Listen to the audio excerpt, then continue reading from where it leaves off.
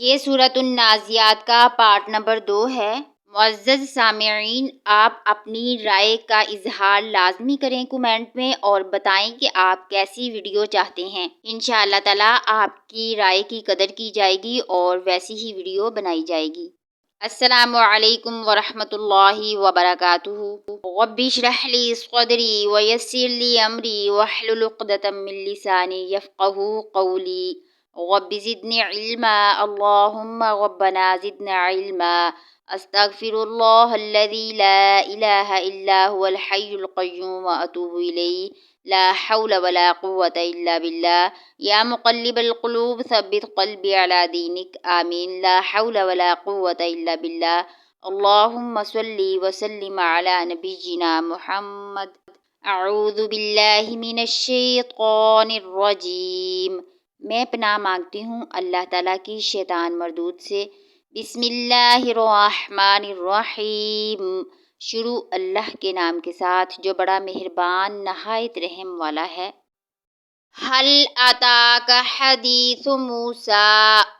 حل اتاک کیا آئی ہے تیرے پاس، حدیث موسیٰ موسیٰ علیہ السلام کی بات۔ اے پیغمبر صلی اللہ علیہ وآلہ وسلم، کیا تمہیں موسیٰ علیہ السلام کا واقعہ پہنچا ہے؟ اذ ناداہ ربہ بالوادی المقدس طویٰ۔ اذ ناداہ جب پکارا اس کو، ربہ اس کے رب نے، بالوادی المقدس مقدس وادی میں، طویٰ کی، جب ان کے پروردگار نے انہیں طویٰ کی مقدس وادی میں آواز دی تھی۔ اس سے مراد صحرائے سینا کی وہ وادی ہے جس میں پہلی بار حضرت موسیٰ علیہ السلام کو پیغمبر بنایا گیا۔ تفصیل کے لیے یہ واقعہ سورۃ الاعراف، سورۃ طٰہٰ، سورۃ القصص میں بہت تفصیل سے بیان ہوا ہے۔ یہاں اس چھوٹی سورت میں اس کا ذکر نہایت اختصار کے ساتھ آیا ہے۔ اذهب إلى فرعون إنه طغى۔ اذهب إلى فرعون، جاؤ فرعون کی طرف، انہ طغیٰ، بے شک وہ سرکش ہو گیا ہے، مطلب ظالم ہو گیا ہے، کہ فرعون کے پاس چلے جاؤ، اس نے بہت سرکشی اختیار کر رکھی ہے۔ حضرت موسیٰ علیہ السلام اس حکم کے تحت اللہ تعالیٰ کے رسول کی حیثیت سے فرعون کے پاس گئے تھے۔ فَقُلْ هَلْ لَكَ إِلَىٰ أَن تَزَّكَّىٰ۔ فَقُلْ پس کہو، هَلْ لَكَ کیا تیرے لیے ہے، إِلَىٰ أَن طرف اس بات کی کہ تَزَّكَّىٰ تو پاکیزگی اختیار کرے، اور اس سے کہو کہ کیا تمہیں یہ خواہش ہے کہ تم سنور جاؤ۔ حضرت موسیٰ علیہ السلام کو اللہ تعالیٰ حکم دے رہے ہیں کہ اس کے پاس جا کر اسے باقاعدہ دعوت دیں، تاکہ اگر وہ راہ راست پر آنا چاہے تو آ جائے اور اپنے عقائد و اعمال کو درست کر لے۔ وَأَهْدِيَكَ إِلَىٰ رَبِّكَ فَتَخْشَىٰ۔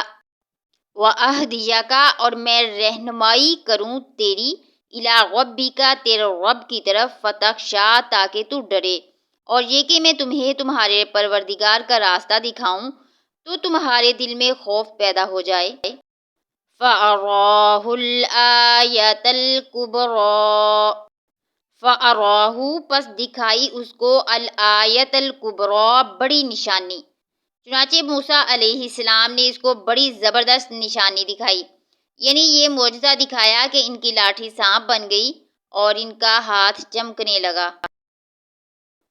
فَكَذَّبَ وَعَصَىٰ۔ فَكَذَّبَ تو اس نے جھٹلایا، وَعَصَىٰ اور نافرمانی کی، پھر بھی اس نے انہیں جھٹلایا اور کہا نہیں مانا۔ ثُمَّ أَدْبَرَ يَسْعَىٰ۔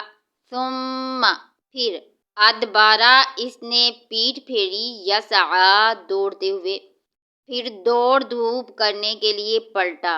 مطلب یہ ہے کہ حضرت موسیٰ علیہ السلام کا مقابلہ کرنے کے لیے اس نے ملک بھر سے ماہر جادوگروں کو اکٹھا کرنے کی کوششیں شروع کر دیں اور جتن شروع کر دیے تاکہ ہم حضرت موسیٰ علیہ السلام کے مقابلے میں جیت جائیں، لیکن وہ ہمیشہ ناکام رہا۔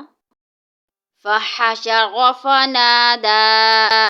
فحشر پھر اس نے اکٹھا کیا، فنادا پھر پکارا، پھر سب کو اکٹھا کیا اور آواز لگائی،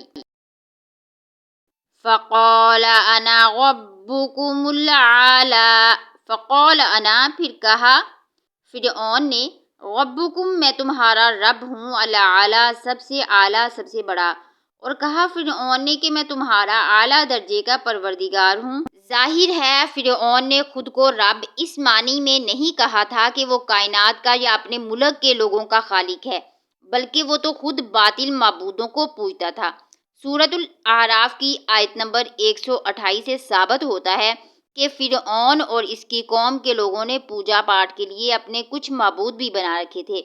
پھر اس کی رعیت میں بہت سے بڑے بوڑھے لوگ ایسے بھی ہوں گے جن کے سامنے وہ پیدا ہوا ہوگا اور جنہوں نے اس کا بچپن بھی دیکھا ہوگا، گویا اسے خود بھی معلوم تھا اور اس کی رعیت کے تمام لوگ بھی جانتے تھے کہ وہ عام انسانوں کی طرح ایک انسان ہے اور بحیثیت انسان وہ دوسرے عام انسانوں جیسا ہی ہے۔ چنانچہ اس کا مذکورہ دعویٰ دراصل حکومت اور اقتدار اعلیٰ کے مالک ہونے کا دعویٰ تھا۔ اپنے اس دعوے کی مزید وضاحت اس نے ان الفاظ میں کی تھی، یا قومی الیس لی ملک مصر وہذہ الانہار تجری من تحتی۔ یہ سورۃ زخرف میں یہ آیت ہے، اے میری قوم کے لوگوں، کیا مصر کی حکومت میری نہیں ہے اور کیا یہ نہریں میرے نیچے نہیں بہہ رہی ہیں؟ کہ دیکھو اس پورے ملک پر میرا حکم چلتا ہے، پورے ملک کا نہری نظام بھی میرے تابع ہے، میں جسے چاہوں عطا کروں اور جسے چاہوں محروم رکھوں۔ یہ تھا اس کا اصل دعویٰ، اور یہی دعویٰ اپنے زمانے میں نمرود کا بھی تھا۔ یہ دعویٰ دراصل اللہ تعالیٰ کے اقتدار و اختیار کو چیلنج کرنے کے مترادف ہے اور اس لحاظ سے بہت بڑا شرک ہے۔ فَأَخَذَهُ اللَّهُ نَكَالَ الْآخِرَةِ وَالْأُولَىٰ، فَأَخَذَهُ اللَّهُ تو پکڑ لیا اس کو اللہ نے، نکال الآخرۃ آخرت کے عذاب میں، والأولیٰ اور دنیا کے۔ نتیجہ یہ ہوا کہ اللہ نے اسے آخرت اور دنیا کے عذاب میں پکڑ لیا۔ دنیا کا عذاب یہ ہے کہ اسے اور اس کے لشکر کو غرق کر دیا گیا۔ تفصیل کے لیے ہم سورہ شعراء میں انشاءاللہ پڑھیں گے، اور آخرت میں دوزخ کا عذاب ہوگا۔ ان فی ذلک لعبرۃ لمن یخشی، ان فی ذلک یقیناً اس میں لعبرۃ البتہ عبرت ہے، لمن یخشی واسطے اس کے جو ڈرتا ہے۔